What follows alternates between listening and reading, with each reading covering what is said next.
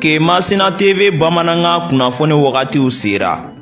Kemasina TV Bamananga kunnafoni o bɛna lase aw ma an balimakɛ Abilaye Kulibali fɛ Radio Oxygène na. Kemasina TV ka aw kunnafoni bɔlɔlɔ sira kan k'aw to fɔ aw sigiyɔrɔ la. Ola an bɛ foli di an ka partenaires ma n'o ye MKCG Mamadou Karabenta Tora Mmadou commerçant général Kemasina fɔ min ye malosi ɲuman ka taa se binfaganaw tumufagalaw sɛnɛkɛ mansiw malo wɔrɔ mansiw jisama mansiw nin bɛɛ lajɛlen min sɔrɔ fɔ ka taa se an ka katakataniw ma sojɔlaw ɲinɛma kɔ aw kɔ siman ka taa se sojɔnɛgɛw ma so baarakɛminɛ bɛɛ lajɛlen min sɔrɔ fɔ ka taa se angɛrɛ ma angɛrɛ mun ne cɛkafili ti a ban nin bɛɛ lajɛlen min sɔrɔ MKCG o de kan bɛ bi kunnafoni la sutuma be bi ye juma ye lahɔrɔma donba don bato kɛ do ye juma ye bato fɛn fɛn min k'a fɛ juma ala k'a bɛɛ lajɛlen minɛ bi juma o bɛnnen bɛ nansarasan kalo 9 septembre kalo do bi o tile 13 ye ka bɛ 2024 sama farafin kalo min bɛ yen n'o ye doma kalo ye fɔcogo la n'o ye mawuludu kalo ye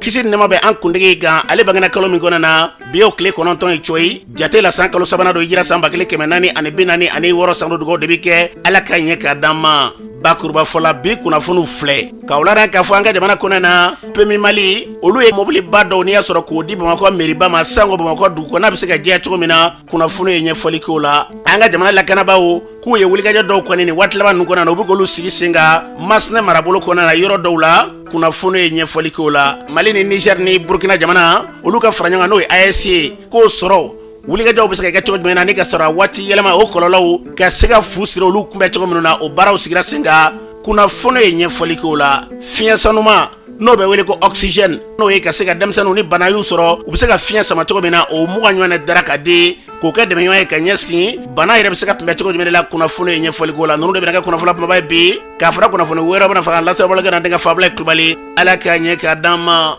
kunnafoni an b'a daminɛ k'a lɔn k'a fɔ Masina marabolo kɔnɛ na kan ka lakanabaw bɛ ka wulikajɔw kɛ Masina yɛrɛ bɛ ba fan min bolo fɛ a yɛrɛ k'a fɔ ko nin waati laban na dɔgɔ fana ye tɛmɛnen na sigilama dɔw ka fɔla k'u ye wulikajɔ dɔw kɛ o yɔrɔw la ye o kɛra sababu ye ka na Kolongo marabolo kɔnɛ na ka taa se Ŋɔnɛbugu ale mara yɔrɔ dɔw y'a yɛrɛ k'a fɔ ko Kacɔnakaw fɛ yen ko wulikajɔw munumunu zalo dɔw tamana ka ɲɛsin olu yɔrɔw ma o sen fɛ Kacɔnakaw ka min bɛ waati dɔ tɛmɛna ni kɛlɛ kun b'ale ni donsolakaw ni ɲɔgɔn cɛ an ka lakanabaw ka munumunu zalo sen fɛ k'a minɛna maa caman ka fɔ la bi ko yɔrɔ caman na bi maa caman bɛ yen n'a yɛrɛ k'a fɔ ko siga kɛlen b'u la an ka jamana lakanabaw bɔ nin bɛ ka baara daminɛ n'u sera yɔrɔ minnu na bibi na k'u bɛ ka wulikajɔ kɔni ka fanga bonya sigidama dɔw ka fɔ la ko nin n'a ɲɔgɔnnaw ni ninnu sabatira k'a dɔ bɛ dɔ la ko basigi k'a bɛ sabati dɔw ka fɔ la ko kura ko min bɛ n'o kan ka fɔ ko min ye sigafɔ ye kɛlɛ in kɔnɔna na ko caman b'a kɔnɔna min bɛ yen n'i y'a sɔrɔ ni sigidalamaw dɔw bɛ yen sigiw kɔnɔna na ko gɛlɛya dɔw ye maaw sɔrɔ walima an bɛ gɛlɛya la sigiw la ka kɔrɔ ko fana kɛlɛ dɔw b'a sen na k'o de kama ko kuma caman ko gɛlɛya dɔw bɛ k'i ka dɔn k'olu bɛ sigi sen kan ko f'a ko ka ɲini ɲɛmajira n'o tɛ ko sigidaw kɔnɔna na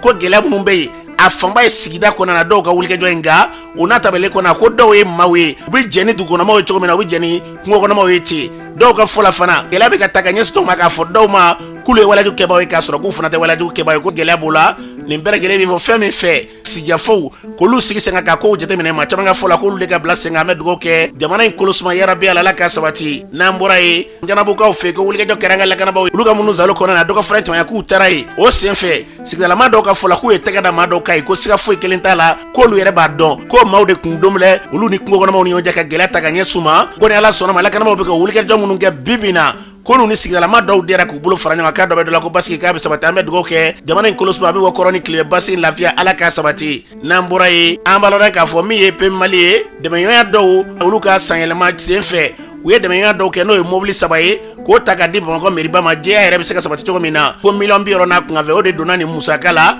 a sen fɛ min ye Pemi Mali yɛrɛ ɲɛmaa ye n'i y'a sɔrɔ bɛ tali kɛ Faseri Dunbiya la ale ye kuma min fɔ a kɛnɛ ka o filɛ a wagati man jan kosɛbɛ Bamakɔ kun nɔgɔlen don kojugu mais an y'a jate minɛ wagati kungurunin kɔnɔ kuma ka gɛlɛn mɔgɔ kana don mɔgɔw gasi la mais wagati kungurunin kɔnɔ en tout cas an ye résultat dɔ ye min bɛ mɔgɔw encourager bɛsɛya ko la an y'a ye délégation spéciale u ye nɔ bɔ Bamakɔ jɛya la bon donc ni yan b'a la mɔgɔw dɔw bɛ k'u ka baara kɛ u ka baara tagabolo ka ɲi bon an dun bɛ aminanko don donc i b'a lajɛ n'i bɛ se ka dɛmɛ min don u ma a dɛmɛ mana dɔgɔya cogo cogo i b'i ka dɛmɛni i b'o don u ma o de ye an ka nin geste in la teliya anw ye min kɛ nin ye o ka dɔgɔ mairie baara kɔrɔ mais an ka nin baara in an y'a kɛ an bolo mairie mɔgɔw u b'a faamuya ko encouragement de don bon anw ni an ɲɔgɔnna caman olu ka encouragement de don anw nana dɔw kɔ ka mairie dɛmɛ bon anw bolo dɔw fɛnɛ bɛ na anw kɔ ka mairie dɛmɛ. E tu pe mali ɲɛma kan ye Faseri Dunbiya délégation spéciale min bɛ yen n'i y'a sɔrɔ ni olu bɛɛ mairiba kunna bɛ o ɲɛma Bala Tarawele ale yɛrɛ kuma min fɔ kɛnɛ ka o filɛ. Maro n'a y'a kɔlɔsi siradaw la a bɛ bɔrɔw falen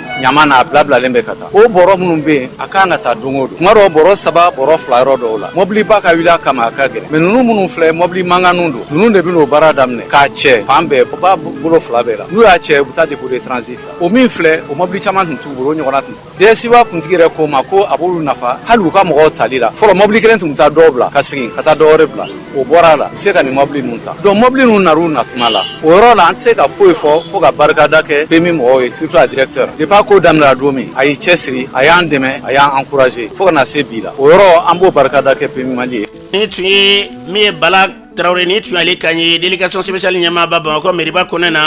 ministre min b'an ka jamana kɔnɔ n'o ka baara ɲɛsinnen bɛ musaka ni sɔrɔ yɛrɛ ko ɲɛnabɔli ma o ministre n'i y'a sɔrɔ bɛ tali kɛ Alifuseni Sanuna ale yɛrɛ ma kɛ nisɔndiya dogo ale min ye clé yɛrɛ di a ye kuma min fɔ o filɛ. Nin baara in kɛra de k'a yira k'a fɔ PMI entreprise mun don an b'a fɔ tubabukan na ko entreprise citoyenne donc u ye nin mobili minnu di tan en tant que ministre de l'économie des finances n b'a demander baara yɔrɔ n'olu rattachelen b'an entreprise minnu bɛ yen hali n'u rattachelen t'an na u ka PMI sen nɔ ta pour que an ka se ka Bamakɔ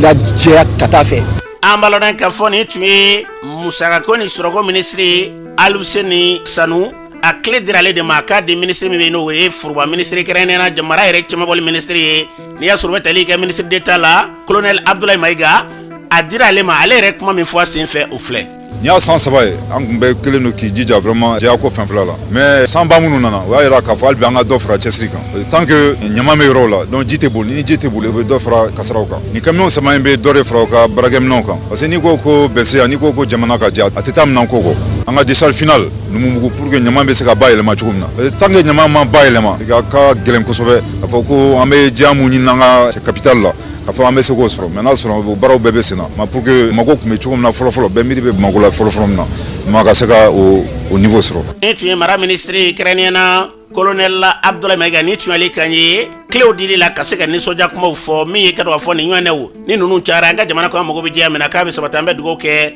Ala ka fɔlen ni k'a bila o minɛ kɔnɔna na n'an bɔra ye an ka jamana kɔnɔna na Mali Burkina ani Niger jamana olu ka fara ɲɔgɔn kan kulu n'o ye AES ye u faralen ɲɔgɔn kan hakililaw la taasiraw bɛɛ lajɛlen la u kɛ ka jurukunba kelen ka se ka bɛɛ lajɛlen ni t'i gatigi ɲɔgɔn tɔgɔ i b'a fɔ ndɔma min b'olu fɛ yen n'o kelen b'anw fɛ yen walima min b'anw fɛ yen n'o b'olu fɛ yen an bɛɛ lajɛlen ka se ka kɛ jurukunba kelen ɲɛta bɛ sabati ka ɲɛsin jamana ninnu ma cogo min na o fara ɲɔgɔn kɔnɔna na u ye k'a dɔn k'a fɔ kulu kɛnɛyalen sigi waati yɛlɛma kɔlɔlɔw olu bɛ kunbɛn cogo di u ka sɔrɔ ko olu yɛrɛ bɛ se ka yakubaya cogo min na o fara ɲɔgɔn in sen fɛ min y'o ko ɲɛma ye n'i y'a sɔrɔ bɛ tali kɛ madame Awa Aw ale yɛrɛ kuma min fɔ a ko sen fɛ o filɛ. Fɛn dɔw bɛ ka kɛ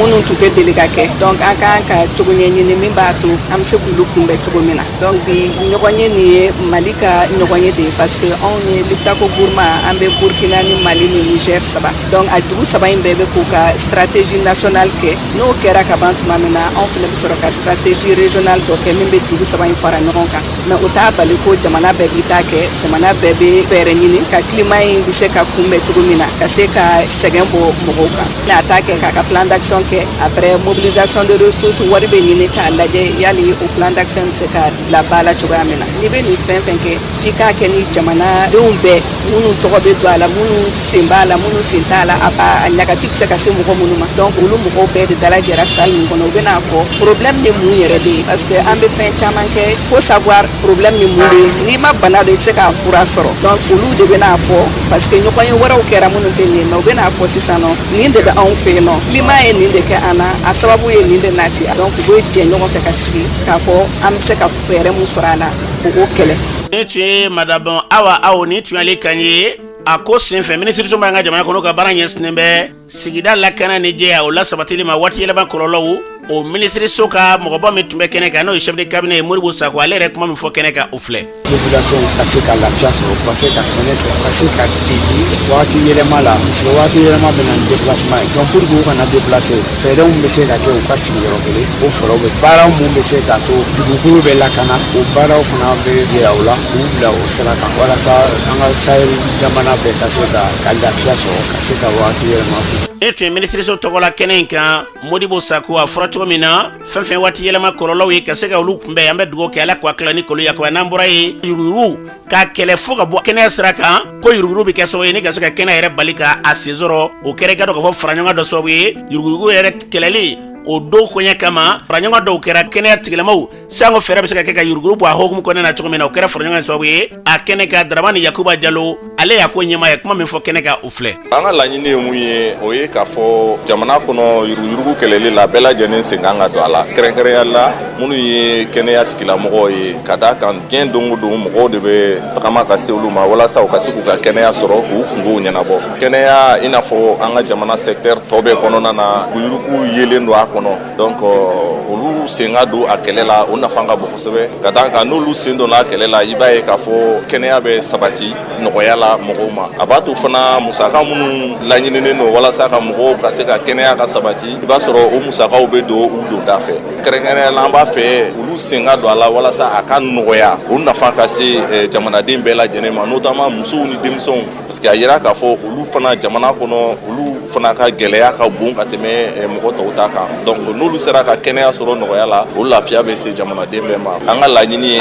kɛnɛya tigilamɔgɔw ka se k'u sen don yuruguyurugu kɛlɛli la walasa o nafa ka s'an bɛɛ ma yuruguyurugu fan fɛ gɛlɛya minnu jateminɛlen don o y'a ye k'a fɔ fura sɔrɔli yuruguyurugu bɛ ka gɛlɛya don o la kɛnɛya yɛrɛ sɔrɔli yuruguyurugu bɛ ka gɛlɛya don o la hali waati dɔw la ka se ka furakɛli yɛrɛ masɔrɔ yuruguyurugu bɛ ka kofɔ o fana na donc o gɛlɛyaw kama an b'a fɛ minnu ye agent de santé u k'a faamuya k'a fɔ u jɔyɔrɔ ka bon kosɛbɛ mɔgɔw jigi bɛ u kan kosɛbɛ donc ni dɔ sera ka bɔ yuruguyurugu la olu ka côté in na i b'a ye o lafiya bɛ se bɛɛ lajɛlen ma o de ye laɲini yɛrɛ ye. Ni tun ye yuruguyurugu a bɛ se ka kɛlɛ cogo min na Dramani Yakuba Jalo ni tun y'ale kan ye o ko hukumu kɔnɔna na an bɛ dugawu kɛ u y'a fɔ cogo min na Ala k'a bila sababa minɛ kɔnɔ n'an bɔra ye min ye dɛmɛ dɔ ye o bɔra ka kɛ kɛrɛnkɛrɛnnenya na oxygène ne o fɔra o ye fiɲɛ sɔnɔma de ye ni nakili fiɲɛ banabaatɔ gɛlɛnw ni olu ka bana sera yɔrɔ dɔw la a bɛ don u nun na u bɛ fiɲɛ sama k'a bila fiɲɛbara in o de ye oxygène ye fiɲɛ sɔnɔma o min bɛ kɛ ni nakili fiɲɛ o mugan bonyanko o taara ka ɲɛsin FENASCOM n'i y'a sɔrɔ o ye kɛnɛyasow ye olu bɛ se k'u yɛrɛ dɛmɛ n'o ye cogo min na o baara min kɛra FENASCOM o kulu ɲɛma Yaya Zan Konare nin baara min kɛra ka ɲɛ suma ale kuma min fɔ a sen fɛ o filɛ. An balaka mun b'o yɔrɔ sɔrɔ denyɛrɛnin nalen a dɔw bɛ na ni gɛlɛya ye o gɛlɛya dɔw ye ɲɛnakili gɛlɛya ye jateminɛna k'a fɔ o ye denyɛrɛnin caman ka sata sababu ye bana min ye nin ye n'a bɛ se ka kɔn cogo min na nka yan'an ka taa CESCOM bɛɛ la parce que Mali kɔnɔ CESCOM bɛɛ lajɛlen n'i y'a fara ɲɔgɔn kan CESCOM 1600 ni 86 n'an ko k'an b'olu bɛɛ ta ɲɔgɔn fɛ gɛlɛya bɛ don a kɔnɔna na komi ko kura don a ko an ka mafilɛ an ka CESCOM dɔw lajɛ kafo dɔw la an ka se ka taa mafilɛ ye an ka hakililajagabɔ kan an ye kalo 6 kalo 7 ɲɔgɔn ko hakililajagabɔ la an nana ye k'a fɔ n'an sera k'a kɛ kita ani bila sabu taabolo dɔw de bɛ an y'o sigi ɲɔgɔn kan olu ka se ka dafa kelen olu gɛlɛya ka ɲɔgɔn sɔrɔ ni sigidaw la an y'a ye k'a fɔ gɛlɛyaw ye ɲɔgɔn sɔrɔ ni sigida 2 la. Ni tun ye Yaya Zan Konare ni tun y'ale kan ye kɛnɛ in kan jɛkulu min bɛ yen kɛrɛnkɛrɛnnen na n'i y'a sɔrɔ yɛrɛ ka baara ɲɛsinnen bɛ kɛnɛyako yɛrɛ o lasabatili ma Amadu Magasuba ale ye kuma min fɔ kɛnɛ kan ye o filɛ. An bɛ ko in na a mɛnna dɔɔnin an ye boliboli caman kɛ nka Ala sera ka latigɛ bi an ka se ka remise ninnu kɛ bon remise in ye kiti 20 de kiti kelen na bɛɛ a composé bɛ ni conteneur d'oxygène 1 bouteille chariot oxymètre de poule a bɛɛ n'a jɔyɔrɔ n'a baaraw fana don bon maintenant o fɛn ninnu filɛ nin ye n'i y'a ta k'a lajɛ fɛn in bɛ n'a fɔ fura de bon a diko yɛrɛ mun ye c'est pour que dans les CESCOM au moins c'est den fatulu min bɛ kɛ joona dɔ ka b'o la cogo min na parce que n'i y'a ye i bɛ taa sɔrɔ den dɔ bɛ fatu oxygène tɛ yen bon ni oxygène bɛ yen a bɛ se ka caman bɔ dɛsɛ la Ala ta kɔfɛ a diko yɛrɛ y'o laɲini de ye bon an kɔni y'a daminɛ ni phase fɔlɔ min ye an ye temps bila kita ka temps bila kita an bɛ fɛ ka a cari yɔrɔ caman na. Ni tun ye Amadu Magasuba Mark Global Service o maa tun y'ale kɛnɛ kan a fɔra cogo min na an bɛ dugawu kɛ ɲɛta yarabi Ala k'a bila o sira kan n'an bɔra ye an ka jamana kɔnɔ na kulu min n'a bɛ wele ko World Division olu ye kɛra k'a fɔ baara dɔ ni k'o sigi sen kan u tɛ dɔrɔ ye dɛ denmisɛnnin cinnakaw ka se k'u don baara gɛlɛnw na u ka projet min bɛ yen n'i y'a sɔrɔ baara bɛ ɲɛsin o kɛlɛli ma o baaraw sigili sen kan Mali cɛkɛnaw bilala a sɛbɛnw na nka baaraw bɛ cogo di denmisɛnninkaw ka k'u bila baara gɛlɛnw na a baara bɛ ka wale an ka jamana kɔnɔ cogo min na o kɛra fara ɲɔgɔn in sababu ye a kɛnɛ kan André Pascal Kulubali ale yɛrɛ kuma min fɔ kɛnɛ kan a ko senfɛ u filɛ. An bɛ yan sigidaw ka tɔn dɔ ka laɲini senfɛ o laɲini kun ye mun ye an ye tɔnba minnu sigi juin kalo la ni juin kalo tile 12 n'o talen don don kɛrɛnkɛrɛnnen diɲɛ seleke 4 bɛɛ fɛ k'a fɔ ko de ye don ye denmisɛnninw ka baara kologirinw kan ka kɛlɛ jamana bɛɛ kɔnɔ minnu tɛgɛ nɔ bila o bɛnkan sɛbɛnw la Mali kɔnɔ a yira k'a fɔ an ka sɛgɛsɛgɛliw senfɛ k'a fɔ denmisɛnninw ka baarajugu kɛ a bɛ gafe minnu kɔnɔ ani denmisɛnninw yɛrɛ ka lakana min minnu kɔnɔ n'i ye nin cakɛda ninnu lajɛ nin kalanyɔrɔ ninnu la i bɛ taa sɔrɔ a tɛ kalaw kunna donc du coup an y'a ye k'a fɔ gɛlɛya b'a la walasa k'an ka sariyaw minnu bɛ sigi ninnu da la a ma faamuya kosɛbɛ hali n'a faamuyara minnu fɛ a waleyali ye baara ye donc bi u y'a jateminɛ k'a fɔ u bɛ mɔgɔ 50 ɲɔgɔnna kɛ ɲɔgɔn kan walasa an ka tile 2 kalan kɛ n'i ye CNT mɔgɔw ta minnu b'an ka sariyaw voté olu ka dɔn k'a fɔ sariya minnu balannen don u bɛ se ka mun kɛ walasa k'o sariyaw bɔ olu ka ta jamana fɛ k'u waleya misaliyala ni Mali yɛrɛ ta bi gafeba mun yɛrɛ bɛ yen mun bɛ denmisɛnninw ka baara kologirin kɛlɛ Mali kɔnɔ a adoptelen tɛ a sɛbɛnnen don ka bila yen nin y'a génération 2 ye kabi san 2011 san fɔlɔ kɛra o nana don gɛlɛyaw kɔnɔ a bɛɛ bɛ mun kalama Mali yɛrɛ ka kɛlɛko ni wariko musakako ni fɛnw gɛlɛyara o waatiw o baara ma se ka waleya tako filanan de kɛra sisan an b'a fɛ lafasaliw senfɛ jamana ka se k'o ta n'o taara bɛɛ bɛ nin yɔrɔ sɔrɔ. Ni tu ye André Pascal Kulibali ni tu ye ale kan ye Jofa Acte o ɲɛma dɔ nin ko in senfɛ Amadou Thiam ale yɛrɛ ka dɔn k'a fɔ denmisɛnninw ka baara kolon gɛlɛn kɛ o kɛlɛ cakɛda ɲɛma ye ale ye kuma min fɔ a senfɛ o filɛ. Denmisɛnnin de ye siniɲɛsigi ye n'o denmisɛnnin ma to yen a ka taa kalan kɛ a mana kɛ kalan na sɔrɔ fɛ a kɛra école kalan a kɛra madrasa kalan a kɛra baaradege kalan kalan bɛ se ka kɛ denmisɛnnin kun mais ka denmisɛnnin bila baara la baara min bɛ tɛmɛ a si kan baara min bɛ tɛmɛ a ka faamuyali kan baara min bɛ tɛmɛ a farikolo girinya kan o tɛ dɔwɛrɛ ka denmisɛnnin lanɔgɔ k'a lasegi kɔ n'i dun ye denmisɛnnin lanɔgɔ k'a lasegi kɔ a bɛ n'a fɔ k'i ye jamana yɛrɛ lanɔgɔ ka jamana lasegi kɔ. Amadou Thiam ni tu ye ale kan ye kulu min bɛ n'ale ka baara ɲɛsinnen bɛ denmisɛnnin cininw ka se ka gado ka fɔ u karagɛlɛ walew tali ka ɲɛsin ma ka se ka fu siri dɔn o ɲɛma dɔ a fɔra cogo min na baara in n'a kun tɛ dɔ ye sifinnakaw denmisɛnnin cininw ka se k'u tɔgɔtɔ k'u ka hakɛw ni k'olu bila sababa minɛ kɔnɔ n'o y'a kunbɛn an bɛ dugawu kɛ ala k'u hakililaw ni k'olu yakubaya n'an bɔra ye masaya kalan bulon o ye gado ka fɔ jɛkulu ye n'i y'a sɔrɔ olu bɛ kalan kɛ ka denmisɛnninw fara ɲɔgɔn kan u bɛ se ka kɛ don dɔ maa ba ye cogo min na jamana kumaw bɛ se ka nɔgɔya u ma cogo min na o ɲɔgɔndanw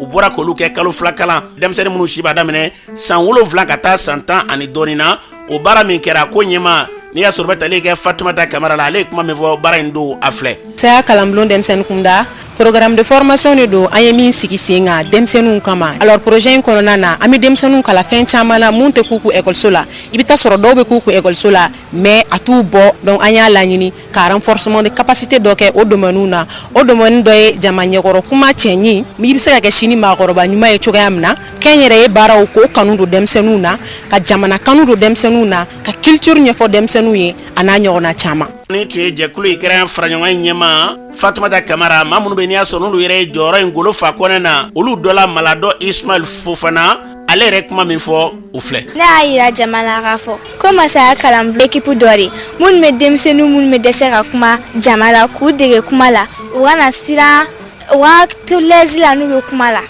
a nafa kɛra bi ne bɛ se ka kuma mɔgɔ caman b'a ɲɛma n tɛ siran n ja tɛ tigɛ foyi. Ni tu ye Maladɔ Ismail Fofana ni tu ale kan ye kuma tɛ dɔ de ka denmisɛnnin k'a ladon k'a tɔgɔtɔ k'a tila k'a bilasira a bɛ se ka fɛn kɛ cogo min na ne ka bɔ a yɛrɛ la don dɔ la k'a dɔn bi denmisɛnnin o ye don dɔ makɔrɔba ye wa bi denmisɛnnin de ye siniɲɛsigi ye olu de ye don dɔ ɲɛmaw ye ka se k'u bilasira k'u kalan an bɛ dugawu kɛ ni hakilila min talen filɛ yarabi ala k'a sabati n'an bɔra ye ka lɔn ka fɔ sabara min bɛ yen n'a bɛ don an sen na samara ye mun ye dɔw bɛ sabara filɛ k'a kɛ ko ye ko min bɛ yen n'i y'a sɔrɔ olu fɛ ko se bɛ don a kɔnɔ dɔrɔn ka tɛmɛ k'a sɔrɔ kɔrɔ caman bɛ sabara la sabara yɛrɛ gɛlɛyaw bɛ se ka sɔrɔ a la samara bɛ se ka kɛ mun ye adamadenya yɛrɛ kɔnɔna na samara jɔyɔrɔ ye mun de ye Seydou Patrice Dambele ale b'o ɲɛfɔ an ye an k'a lamɛn.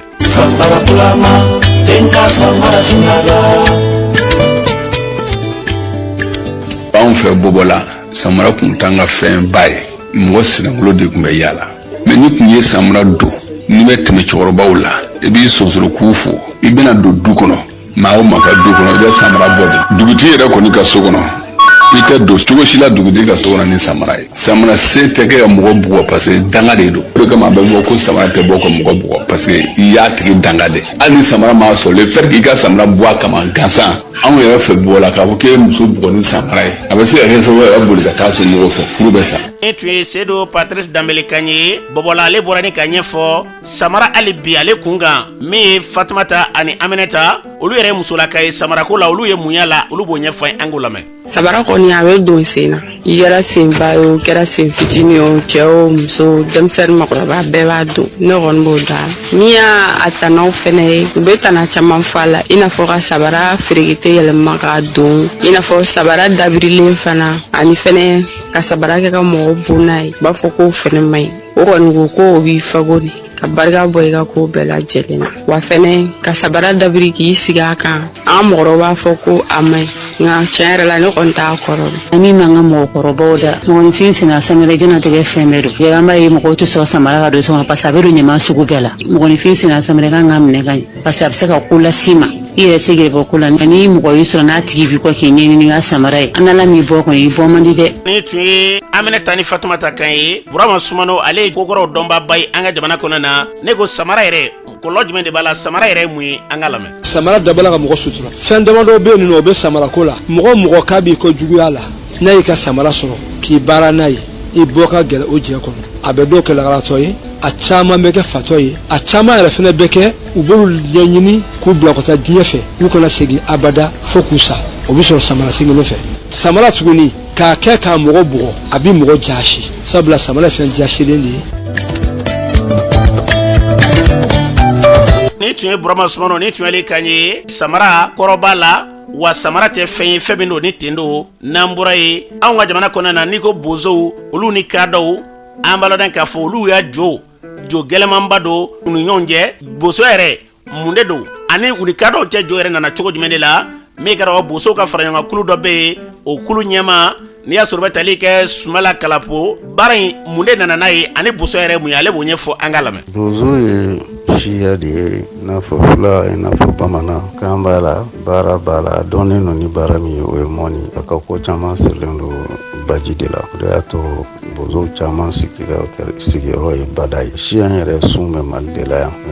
Mali kɔnɔ yan nɔ ka ca yɔrɔ min a bɛ fɔ delta central du Niger région na ka taa Segu ka taa bila Mopti ka bila fo Gawo yan fan ninnu fɛ i bɛ bozow sɔrɔ bozow ka ca olu bɛɛ la maa caman b'a fɔ sananguya tɛ dɛ jogo de bɛ kari ni bozo cɛ a ko mɛnna tellement san kɛmɛw jamu caman ko fɔcogo caman bɛ yen histoire don bɛɛ ni i ta fɔcogo don dɔw ko manden kɔnɔna na kɔrɔkɛ ni dɔgɔkɛ de tun bɛ ɲɔgɔn fɛ taama na ni dɔgɔ ni kɔngɔ y'u sɛgɛn donc kɔrɔkɛ y'i den ka a woro bu tigɛ o jeni ka na di dɔgɔkɛ in dɛsɛbaatɔ ma fo y'o dun mais o bɔla a kalama k'a fɔ ko kɔrɔkɛ in y'a sogo de tigɛ ka d'ale ma parce que a y'a joli ye donc a ko vraiment ko ka fara jamais ko gɛlɛn ale bɔnna ka ko kojugu kana se kɔrɔkɛ in ka bɔnna ma o farala yen de o jɔdon n'u ni ɲɔgɔn cɛ k'a fɔ fo ka taa diɲɛ wuli ka kojugu kana se ɲɔgɔn ma bɔnsɔn fana ka kojugu kana se ɲɔgɔn ma an ka mɔ ɲɔgɔn jɛ fɛn na an kan ka kojugu kɛ ɲɔgɔn foyi la an bɛ se ka sini bi ta la an tɛ sigi ɲɔgɔn kan o bɛɛ ye pour que an kana kojugu kɛ ɲɔgɔn na an kana don ɲɔgɔn gasi la donc bi tile in na kɔni i bɛ se ka du sɔrɔ kadɔ ni bozo b'a la o kɛra wajibi ye luwanse ko gɛlɛyaw an bɛ se ka ɲɔgɔn sɔrɔ baaraw la an bɛ se ka ɲɔgɔn sɔrɔ adamadenya sira caman na mais fɛn fɛn ye gɛlɛnni ye ɲɔgɔn na kojugu o kɔni a b'o éviter parce que fɛn fɛn b'a to a ka jɛ kɔnɔ a ka tɔɔrɔ bɛ se ɲɔgɔn ma a b'o éviter quoi adamadenya ta sira kɔnɔ a bɛ se k'o kɛ baara ko a bɛ se k'o kɛ ɲɔgɔn fɛ. Ni tun ye Sumala Kalapo ni tun ye Ale Kane ye bozo ka fara ɲɔgɔn kulu dɔ bɛ yen kɛrɛnkɛrɛnna bozo yɛrɛ ɲɛta kama o ɲɛma danga dɔ don kuma tɛ dɔ dɛ bozow ni kadɔw ka sinankunya nana cogo min na ni jɔn b'u ni ɲɔgɔn cɛ a baaraw bɛ cogo ni bozo yɛrɛ ye mun de ye an bɛ dugawu kɛ fɛn o fɛn ka dɔ faamuyali cogo dɔ b'a la wa fɔcogo dɔ b'a la a y'a fɔ cogo min na Ala ka faamuyali ko ɲuman d'an bɛɛ lajɛlen ma n'an bɔra ye ka lɔn k'a fɔ Yirimajɔ centre min bɛ yen n'o ye musolakaw tɔgɔla centre ye kalanba min n'i y'a sɔrɔ o b'a kɔnɔna na n'o tun ye musolakaw ye k'u kalan safinɛ dilan baaraw la o baara minnu tun bɛ kɛ k'u fɛ baara in kun cɛra a kɛra ka dɔn nisɔndiyakoba ye muso caman fɛ minnu ka yira k'a fɔ ko nin ɲɔgɔnna kalan a bɛ kɛ sababu ye ni ka se k'olu kɔni k'olu ka ɲɛta ni ka se k'o lasabati a kɛnɛ kan min ye Umu Danbɛlɛ ale tun b'a kɛnɛ kan kulu in min n'i y'a sɔrɔ n'o ye safinɛ dilan in ni baara in yɛrɛ sigi sen kan o jɛkuluba o ɲɛma ale kuma min fɔ ko in senfɛ ka kuma bara la o filɛ. Ne tɔgɔ ye Abdul Gindo, ne ye Mouvement pour le développement du Mali et la cohésion sociale MDMCSI ne y'o ɲɛmɔgɔ ye. An ye sifina jɛkulu ye, jɛkulu min ka wulikajɔ olu ka laɲini o ye Mali bɛ se ka bɔ nɔgɔ la cogoya min na. Donc n'i y'o bɔ nɔgɔ la fɔ i ye kuma formation kan. Donc o formation i bɛ ɲɛsin mɔgɔ minnu ma caman o ye denmisɛnninnakaw ale ni musolakaw ye. Donc o mun kɔnɔna de la an ye formation 2 de boloda ni vacances kɔnɔna la. Formation fɔlɔ o bɛ tali kɛ tatouage la n'o ye endo jabini. Donc endo jabini na o kun sina denmisɛnninnakaw de ma npogotigininw minnu b'a daminɛ san 10 ka taa jɔ san 22 ɲɔgɔnna la. Olu mɔgɔ min sera ko formation bénéficier kɛra jɔ mɔgɔ 57 la. Formation kɔni kɛra endo jabini na alhamdulillah o ye dɔnniya caman sɔrɔ. Formation yɛrɛ période yɛrɛ tun ye semaine 3 ye. Donc formation yɛrɛ kɔfɛ ni Ala sɔnna ma an bɛna tila ka na attestation d'u ma pour que k'a yira vraiment u ye baara min kɛ u y'a dɔnniya sɔrɔ bon u bɛ se ka exercer fini. N ka formation 2nan o ye tali kɛ safinɛ dilan na parce que n'i ko musoya i ko jɛya bon jɛya tɛ taa min yɛrɛ kɔ o ye safinɛ ye. O safinɛ ye fɛn min a bɛ utiliser don bɛɛ lajɛlen na. Bon ni musow yɛrɛ u bɛ sokɔnɔ sigi ni fɛn ninnu na n'u sera ka wuli ka dɔ k'u yɛrɛ ye plus de ça ka bolo yɛlɛma o bɛ fisaya u yɛrɛ ka diɲɛlatigɛ ma kosɛbɛ. Donc o de la an ye safinɛ dilan an y'a formation kɛ comme olu yɛrɛ de b'o utiliser don o don. Donc safinɛ dilan ya formation yɛrɛ daminɛna n'o ye lundi le 9 septembre ye. Ale ye tile 3 dɔrɔn de. N b'o hukumu kɔnɔna de la yan. N bɛ weleweleda kɛ bɛɛ lajɛlen ye vraiment u b'a bila u kunna e yɛrɛ ka wulikajɔ n'i ka cɛsiri o de bɛ se k'i bɔ gɛlɛya dɔw kɔnɔna la sinon mɔgɔ si tɛ se k'i bɔ. Partenaire kunda an bɛ foli belebeleba ɲɛsin maison de la famille droite de ma parce que an bɛ ka nin baara o baara kɛ olu de bɛ ka accompagner a la. Safinɛ dilan in formation yɛrɛ la olu de ye formateur ta ka d'an ma ka tila ka centre d'auto formation de la femme o min filɛ nin Yirimajɔ k'o dayɛlɛ an ye safinɛ dilan minɛnw bɛɛ lajɛlen bɛ sɔrɔ an ka na ka na an ka formation kɛ yan an ka se ka bénéficier cogoya min na. Ka ɲɛmɔgɔba yɛrɛ n'o ye madame Seba Asa Seba ye k'a yɛrɛ fo kosɛbɛ ka waleɲuman dɔn Ala ka bolo mɛn a ka baara la Ala ka sanayɛlɛn d'a ma. Muso minnu yɛrɛ fɛnɛ bɛ ka wuli ka cɛsiri kɛ ka na nin formation kɛ u yɛrɛ bɛɛ lajɛlen fo kosɛbɛ kosɛbɛ. An ka association membre yɛrɛ minnu yɛrɛ fɛnɛ initiative ta olu yɛrɛ fɛnɛ fo u waleɲuman dɔn u ka faso jɔ la. Ne tun ye Abdul Gindo ni tun ale kan ye jɛkulu ɲɛma fɔra cogo min na Umu Danbɛlɛ ka kuma bara la wulikajɔ b'u fɛ sen na dɔ yɛrɛ tɛ ka fara ɲɔgɔn kɛ bɔnɔgɔ la yɛrɛ bɛ se ka saba cogo min na o ye nin jɛkulu in ka wulikajɔ kunba an bɛ dugawu kɛ Ala ka kila ni ka yakubaya n'an bɔra ye mawuludu ni Ala sɔnna ma karido sufɛla fɛ a bɛ ɲɛnɛmaya k'a sɔrɔ a dugu bɛ jɛ ntɛnɛn yɛrɛ o ye bangeni de ye ne o bɛ kɛ baaraw bɛ daminɛ kabini karido sufɛla fɛ wajuliw bɛ kɛ laadaw bɛ tile yɔrɔ caman ba la o bɛ kɛ i ka dɔn k'a fɔ Mali fantan 4 bɛɛ lajɛlen fɛ a bilali sen ka labɛnw kɛlen bɛ ɲinɛma olu kama yɔrɔ caman na i n'a fɔ laadalako la a bɛ kɛ cogo min na Yirimajɔkaw fɛ yen a bɛna sigi sen kan karamɔgɔ Kɔnta fɛ kɛrɛnkɛrɛnnen député Mamadu Jaraso ale ka yɔrɔ kari kɔnɔ la wajuli belebeleba labɛnnen b'ale fɛ o baaraw bɛna kɛ cogo jumɛn de la a y'a ɲɛfɔ Siri Kulubali an ka lamɛn. N'o ye Cheikh Abdurahman Bun Zubairu Kɔnta Khadim Rasul ka bɔ Nakiri mais Bamakɔ sigi la nin waati in na. Mawuludu hukumu kɔnɔna na o de bɛna an bila wazuli la an ka baara ye wazuli ye parce que an ye o de ɲɛɲini kabini an ma misɛnla ma fo bi o la ni min bɛ min dɔn jamana ko la ni bɛɛ y'o kɛ jamana bi ja ɲɛnamaya yɛrɛ mago bɛ o la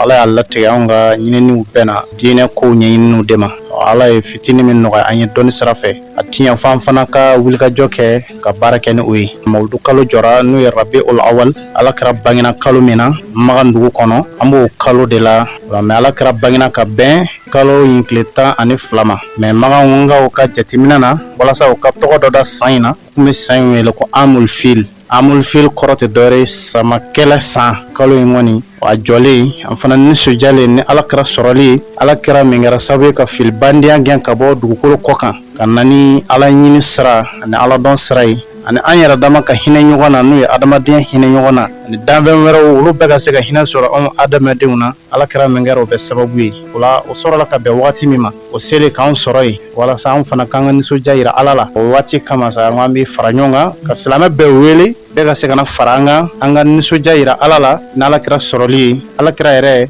a balola cogo di a ye mun kɛ a ye mun fɔ mun kun ka d'a ye a yɛrɛ ka ɲɛnamaya baara kɛra mun ni mun ye o la ka se ka caman fɔ o la o y'an ka laɲini de ye wazuli in kun kan wazuli in kan ka kɛ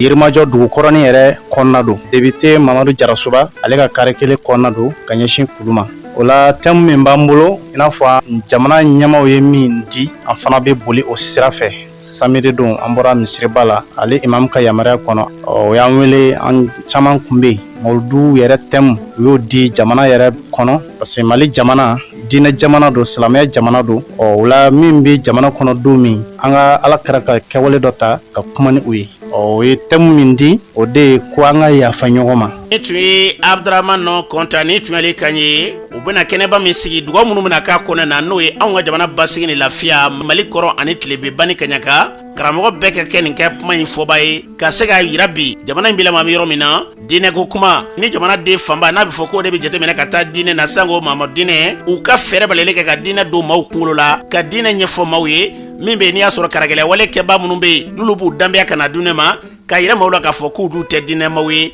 u bɛ fɛn min nɔfɛ diinɛ ma dabɔ karagɛlɛ kama u ka nin de ta ka nin kɛ tɛmu ye min bɛ dabali ban anw ka jamana kɔnɔ u b'a la ka gɛlɛ ta ka ɲɛsin maaw ma yɔrɔ caman na k'a kɛ ni diinɛ tɔgɔ yɛrɛ ye ka tila n'i y'u ɲinɛ u bɛ diinɛ ko fɔ nka n'i y'a ka karamɔgɔba caman ɲininka o b'a f'i ye ko ninnu ta tɛ diinɛ ko ye nka i t'a mɛn laseliw la ka caya i t'a mɛn wajulibaw kɛnɛ kan k'a f'u bɛ wajuli yɛrɛ t'a kama o man ca kosɛbɛ n'i y'a mɛn ɲinɛ o b'a f'i ye ko nin ko in ko maa kan k'i janto i yɛrɛ la o b'a yɛrɛ k'a fɔ diinɛ kɔnɔ na hali bi min ye kɛra fɔ ɲɛfɔliw ye n'o donna maa caman kunkolo la olu dɔw bɛ ka murutili bolo da u bɛ segin ka na jamana ma an bɛ dugawu kɛ ala k'o hakililaw ni k'olu yakubaya ɲinɛn ta ye ni ala sɔnna ma baaraw bɛna sigi sen kan laadalakola n'a bɛ kɛ an bɛ a don kelen bɛɛ kɛ munumunu na k'a ta bamakɔ yan min ye fana maraka kungow ka taa bila fo jɔyɔrɔw bɛɛ lajɛlen la ɲinɛn ta ye an bɛ dugawu kɛ ala ka musaka nɔgɔya o baaraw fana ka tila k'olu sigi sen kan i n'a fɔ a bɛ kɛ an fɛ cogo min na n'an bɔra ye jakuma yɛrɛ ye mun ye dɔw b'a yira ka fɛn teritɔ don dɔw b'a yira k'a fɔ ko jakuma k'a bɛ da kɔlɔsi maliden dɔ b'o hakilila di jakuma ko yɛrɛ kan an ka maa dɔw lamɛn.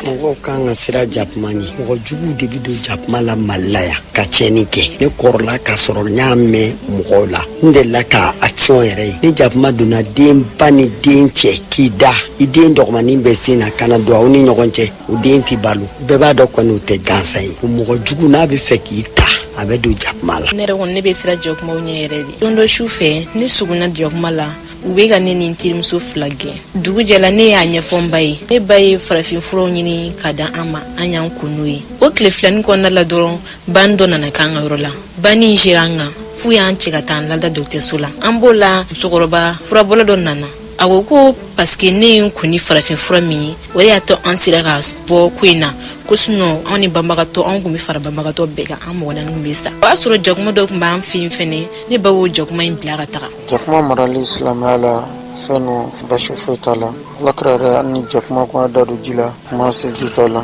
jakuma ye fɛn min bɛ silamɛya kɔnɔna la hali ni taara alikaba kɔnɔ jakuma wɛrɛ bɛ va-et-vient kɛ aramu fan caman na marali bɛ bɛn a kanunen don. ne bɛ jakuma mara la nin y'a san 10 ɲɔgɔn ye jakuma yɛrɛ ka di ne ye min na a fɔra ko jinɛ yɛrɛ la jakuma ye bɛ fɛ ka bagan perew kan wa bagan sanumanw kan u da magara i ka dumunifɛn na a t'i bali k'a dun o fɛnɛ sen ka bɔ a la a bɛ ɲinɛw gɛn a bɛ basa ni sugantere na a bɛ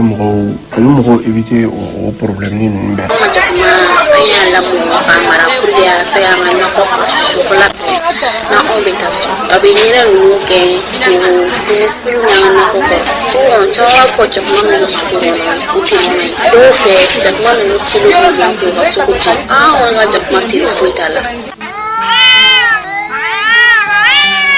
ni tun ye jakuma ye danafɛn min ye mun ni mun de don maliden dɔw ka hakililaw ko senfɛ an bɛ dugawu kɛ ala ka faamuyali ɲuman di an bɛɛ lajɛlen ma n'an bɔra ye an ka jamana kɔnɔ na kulu min bɛ yen n'olu ka baara ɲɛsin radio ni télévision sow olu kɔlɔsili ma olu ye sariya kisɛ dɔ ta o sariya in tɛ dɔ de dɛ k'a yira k'a fɔ fura kɔni k'a publicité ka radio la n'o ye k'a mankutu k'o ka dabila pewu o min kɛra u fɛ u bɛ taamaw na ka taa radio ne ka t'olu lajɛ u bɔra i ka dɔn ka fɔ an yɛrɛ fɛ kumaso kɔnɔna yan bonya ni karama kɔnɔna na kana sigi baaraw bɛ kɛ cogo jumɛn de la an'olu yɛrɛ ka baara dabɔ ko ye fɛn jumɛn de ka se ka ɲɛfɔli k'o ko kun kan ka kɛ nisɔndiyakoba ye u ni radio ɲɛmaayaso u n'u ni ɲɔgɔn cɛ o sen fɛ nin baara min kɛra a hakilila talen yalima bi maa minnu bɛ n'olu bɛ mankutuw kɛ radio la nin hakilila min talen filɛ a bɛ se ka kɛ mun ye olu dɔw bolo an ye i ka dɔn ka fɔ ɲininkali kɛ karamɔgɔ dɔ la nin ko in sen fɛ a b'a yɛrɛ ɲɛfɔ yan nin hakilila in olu b'a bila minɛ min kɔnɔ an ka lamɛn. ne ye Alhaji Saki Mama Kumu ye n sigilen bɛ Muntugu la Jalakɔrɔbugu Mazavia la n bɛ baara kɛ yen de. Mama Kumu nin waati in na an ka jamana kɔnɔna na cakɛda min ka baara ɲɛsinnen bɛ radio ni télévision ko ma n'o ye Haki olu y'a yira k'a fɔ fura feereli ko k'a bolo ka radio la o hakilila min taara e y'a bila minɛ jumɛn kɔnɔ. ni jamana faamaw ye nin hakili ta k'a fɔ ko nin baara ninnu ka jɔ baasi foyi t'a la ne fan fɛ sabula kɛba cayara tiɲɛniw yera la ni fɛn kɛba cayara ni tiɲɛniw yera la jamana faamaw bi jamanaden bɛɛ lajɛlen de ka hɛrɛ kama ye n'u nana ni hakilila ye ne t'a kɔnturu la ni an bɛɛ kɛra tiɲɛ baarakɛlaw ye a bɛɛ lajɛlen bi ɲa an kɔni ye karamɔgɔ ye an bɛ mɔriya baaraw kɛ an bɛ faamaw fo n'i y'a kuma fɔ i b'a sɔrɔ jateminɛw de kɛra a kan ni ko kɛba cayara a ɲuman n'a juguman ti dɔn bilen bɛɛ donna a na wari bi sɔrɔ a la e ni ala cɛ min dɔnniya b'i la i b'a dɔn i b'i sinsin o de kan n'i donna fɛn na ko wari bi sɔrɔ a la n'i ti tiɲɛ kan i bi maloya de n'a fɔra k'a fɔ k'o baara ninnu bolo kɛra yalima aw bɛna se ka baara wɛrɛw sigi sen kan wa an b'a kɛ adamadenw ka hinɛ de kama mɔriya yɛrɛ kɔnɔ wallahi hali ni nin jɔra a tɛ foyi tiɲɛ ne ye ma indakum yanfadu wa ma indallahi baki n'i ye nin gindo dɔn wallahi i bi balo hɛrɛ la i ti siri maa la i ti ngalon tigɛ maa ye i ko i tɛ sɔn publicité ma nka anw yɛrɛ ɲɛ b'a la mɔgɔ caman bɛ n'i nɔfɛ ko da dɔw b'i bolo da min ye da sugu jumɛn ye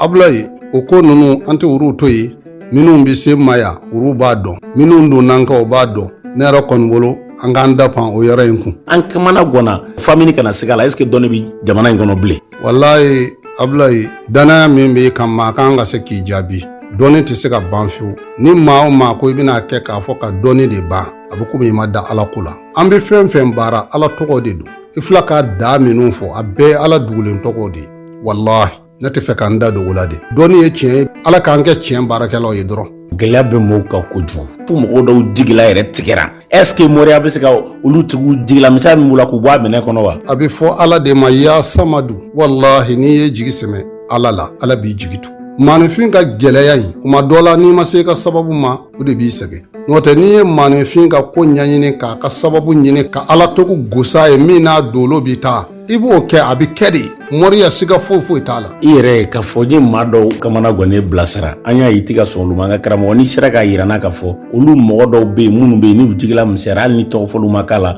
u bɛ bɛn a ma kosɛbɛ kɛ mɔgɔw dalen don an ka kumaw la Abulayi ne ni e ka nin kuma in n ka maa mago ɲɛta dɔw bi kɔfɛ don n'a nata o tigiw yɛrɛ n'a fɔ e ye k'a sɔrɔ ne da tɛ a man kan e k'a fɔ ne ye karisa kɛ tan mɛ an ka jɛ k'a to ala ma caman bi kɔfɛ i bi n'u ye i b'i tuya ka maa dɔw ka mago dilan jamana kɔnɔ na ko ka na wa ne ka baara kaliwa ka ca la kosɛbɛ minnu bi kɔfɛ ne b'a caman dilan ni kaliwa de ye Abulayi Kulubali i bɛna n don kuma na fardu jabbar Allahu akibar nin ti dɛsɛ foyi la barawutu n'i y'o ta diɲɛ maa o maa a sɔrɔla diɲɛ yɔrɔ yɔrɔ n'i ye barawutu ta ye a mago bɛ min na a b'o sɔrɔ dɛ maaw bolo min ti ɲɛ k'a kɛ k'a ɲa an y'o caman kɛ e Abulayi ala tɛ dɛsɛ fɛn na koyi e ye boso ye n'a fɔra i ma boso ka ban k'i ye karamɔgɔ ye dama maaw b'a fɔ ko ko nin bɛ fɛn dɔn mɛ bi o bɛ ka bɔ a minɛ kɔnɔ la mun nana ni o ye ne yɛrɛ bi n disi gosi ni n ka bosoya ye diɲɛlatigɛ baara o baara n'i y'a kɛ a kɛcogo la a b'i yɛrɛ de nafa yan'a ka maa wɛrɛ nafa o de bi ne kunna n bɔkolo adamaden kana fɛn kɛ min b'i bɔkolo lagosi a bi ne maloya de an kalanna dugu min na ani an wulila karamɔgɔ minnu bolo fɔ k'i sa i tɛ kɛ nkalontigɛla ye e yɛrɛ i bɛ baara kɛ cogo di ne bi lagɛli kɛ a dungare bi n bolo ne b'a kɛ i yɛrɛ ɲɛ b'a la a filɛ nin ye jamana in bɛɛ la bi a bi maa min bolo n m'a fɔ a tɛ yen de mɛ a bi ne de bolo bi ne b'a kɛ ni kɔlɔsi ye ne b'a kɛ ni lesikara ye sufɛ ka lagɛli kɛ mɔriya tɛ taa f'i k'i ɲɛ ye k'i kɔ ye ka ko dɔgɔ dilan maa t'a bɛɛ dɔn de maa t'a bɛɛ fana ye parce que ala ma sɔn o ma mɛ n'i y'a ɲɛɲini i bɛ se ka dɔ kɛ n'i ye kow lagɛ n'i y'a dɔn ne bɛ se ka ko minnu dilan ne bɛ don olu la n b'o kɛ n'i y'a dɔn n tɛ se ka minnu dilan n b'a fɔ an ka sababu tɛ ɲɔgɔn bolo n bɛ sira d'u ma ne bɛ baara kɛ nin hukumu de kɔnɔ dɔw b'a fɔ danaya bɛ sɔrɔ karamɔgɔ minnu kan u ka wariw ka ca dɛ maa jigila tigɛlen ka tila ka fɛn fɔ a ye min bɛ yen n'o b'a bolo n'a tɛ sɔn ka na karamɔgɔ fɛ yen aw minnu bɛ yen ni tɔgɔbaw b'a la ko dɔw bɛ yen ko a b'o fɔ mɔgɔw ye e bɛ mun fɔ o la ne yɛrɛ ni o karamɔgɔ suguw tɛ bɛn fantan nalen don e fɛ ɲaji b'a ɲɛna se t'a ye ka wariba d'a kun ne yɛrɛ b'o karamɔgɔ sugu kɛlɛ mɔriya kun de ye maa minnu ni ɲaji bɛ si u ma i b'u ɲaji cɛ ni ne ye ka kibaruyaw lagɛ k'i ka sarakatow f'i ye n'i sera a kɔrɔ ne b'i ka baara kɛ ne t'a fɔ nin di yan bɛɛ b'a dɔn depuis ne ka ko bisimila ye fɔ bi ne bɛ baara kɛ ni o de min ka di ne ye n ka ɲɛnamaya kɔnɔ maa ma ko mun ye nin ko in dilan ne bɛ waso ni o de ye ne ka limɔrɔ kelen kɔnɔ mali kɔ a dɔnnen don 73 22 22 0D ni min ko dɔnni tɛ tiɲɛ ye ne b'a yira i la ko tiɲɛ de don n'i ye 7 ta i bɛ 3 ta i bɛ D ta siɲɛ 2 ka segin ka D ta siɲɛ 2 ka sɔrɔ ka zoro ta ka D ta o ye n ka lemɔrɔ ye a ti falen ne yɛrɛ de b'a ta parce que ni maaw ye danaya da i kan i bi danayaw baara kɛ kuma de ka gɛlɛn ma n'o tɛ Abulayi Kulubali an na caman fɔ ni min ko dɔɔni ti tiɲɛ ye n'a b'a yira i la ko tiɲɛ de don. Ne tun ye Mama Komo ni tun ale kan ye mun cugula n'a bɛ Jalakɔrɔbugu karamɔgɔ lakado nin baara ninnu kɔni min n'i y'a sɔrɔ n'o sigilen sen kan a fɔlen ka baaraw ka bolo ka tan a ye yɛrɛ k'a fɔ ko nin kɛli ka kan jamana ɲɛmaaw k'u tɛ fili la wa ale bɛ fɛn min fɔ ale bɛ nin hakilila in yɛrɛ de kɔ k'o sababu kɛ n'a fɔra wari bɛ sɔrɔ a ko dɔw donna k'a sɔrɔ olu ta sugu ye wa dɔw ta i ka dɔn ko kɛlen bɛ ka se ka ɲuman bɛɛ lajɛlen kɔni ka se k'olu dalakuru an bɛ dugawu kɛ ala ka faamuyali ko ɲuman d'an bɛɛ lajɛlen ma n'an bɔra yen masinaba kɔfɛ ani sanba kɔfɛ ba fila ni ɲɔgɔn cɛ o denw faralen bɛ ɲɔgɔn kan k'a fɔ gɛlɛya min n'i y'a sɔrɔ n'a kɛra so ye ni ka se ka olu ka maaw dɛsɛ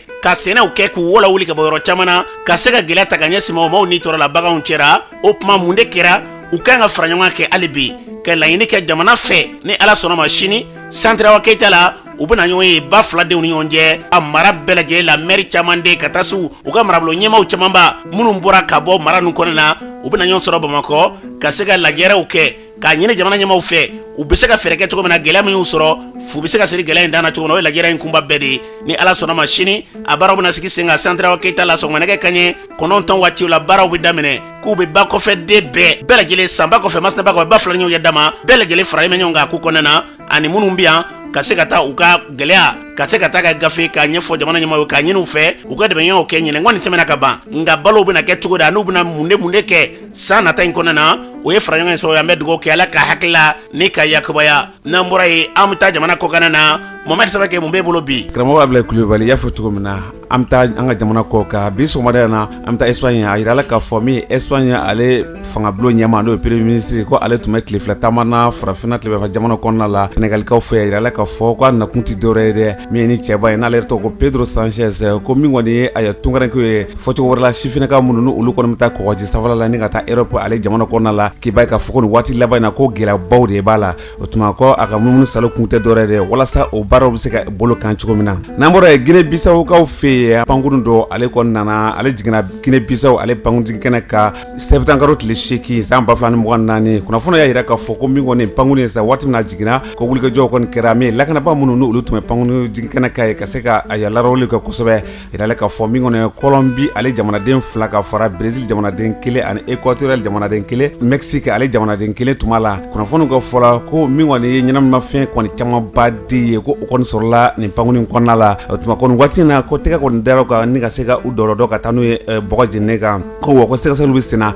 walasa a ko tɔ o bɛ se ka da ɲɛnamaya cogo min na ale bi Guinée Bissau ale kɔnɔna la jamanakuntigi ni ale yɛrɛ tɔgɔ ko Umaru Embalo Sissoko ko ni ma kofɔlɛkaw bɔra ka laseli dɔw kɛ laseli min ni a yɛrɛ kɛra balanakoba de ye bawo ko a y'a yira k'a fɔ ko jamanakuntigi kalata nata na san 2025 kɔnɔna la ko ale kɔni sen tɛna ye jamanakuntigiya ɲini na dɛ ko dɔwɛrɛ tɛ dɛ ko ale yɛrɛ furumuso de y'a fɔ ko a kana sen dɔ la o tuma ko a furumuso ye hakilila min ta sa ko siga foyi t'a la ko ale bɛ to ko dɛ a yira la k'a fɔ ko nin kɔni kɛra balanakoba ye ko bawo ko min ye wulikajɔ ko olu kun daminɛna ka ban walasa ale bɛ se ka dɛmɛ min ye jamanakuntigiya ɲini nata ye n'an bɔra RDC jamana kɔnɔna la u ka minisiri kɔrɔ min na ale tun bɛ kɛnɛ ko kɔnɔ ko ale tun bɛ kaso la dɛ san 5 kɔni kaso ko a tuma la tɛnɛn tɛmɛnen yɛrɛ ko bolo bɔra kan na ni cɛba yɛrɛ ko a tɔgɔ ko Oli Ilunga ko a datugulen kun don kaso la ko bawo ko min kɔni nafolo min ni a bɔra ka di walasa min Ebola bana o bɛ se ka kɛlɛ cogo min na ko ale kɔni tun ye o sɛlɛkumɛlɛku o de kama sa ko san 5 kasoko kun dira ma o tuma o san 5 kasoko banna ko a kɔni kana bila la nin waati na ko a b'a ka denbaya la Gambikaw fɛ yen a yira la k'a fɔ min ye Senegali jamanaden 3 ye ko tɛgɛ dara olu ka Gambi kɔnɔna la Gambi fanba n'o ye Banjul ye ni maa kɔfilen ninnu u minɛlen sɛgɛsɛgɛliw nana ye k'a fɔ min kɔni ɲɛnaminimafɛn n'o ye cannabis ye ko o fana camanba de yira nin maa kɔfilen ninnu bolo nin waati na ko o kɔni bɛ sɛgɛsɛgɛli bolo kan Gambi ale sariyatigiw ka bolo kan nin waati na o tuma ko wulikajɔ ka kɛ walasa min ye ɲɛnaminimafɛn ko a ka ca farafinna jamana kɔnɔna la a ko bɛ se ka ban cogo min na karamɔgɔ Abulayi Kulubali nin bɛ dansigi an ka sɔgɔmada jamana kɔkɔ kunnafoni na an tɛ Mohamed Samake kunnafoniw ɲɛna an ka jamana ka se diɲɛ jamana bɛɛ lajɛlen ala ka basigi badabada ni k'o sabati ni ala sɔnna ma ntɛnɛndo o de bɛ bɛn mawuludu ma dugaw bɛ k'a kɔnɔna na kabini kari sufɛla fɛ ni ka dugu jɛ ntɛnɛn na dugaw bɛ k'a kɔnɔna na sanko tɛ min talen don ɲinɛ an ka jamana basigi don an bɛ dugawu kɛ ala k'o sabati ntɛnɛndo n'o ye mawuludu ye ntɛnɛn sɔminen don o kɔrɔ ye ko baara tɛ yen an ni aw ni ala sɔnna ma an bɛ sɔn ka ɲɔgɔn sɔrɔ ni masaramani man ka jɔn an ka tarata don de ni ala sɔnna ɲɔgɔn bila yan fo tarata sɔgɔmada fɛ ni masara tala y'o yira na an bɛ ɲɔgɔn sɔrɔ yan ka labiseli kɛ jɛkulu bɛɛ lajɛlen fo ka bɛɛ waleɲuman dɔn jɛgɛ baaraw don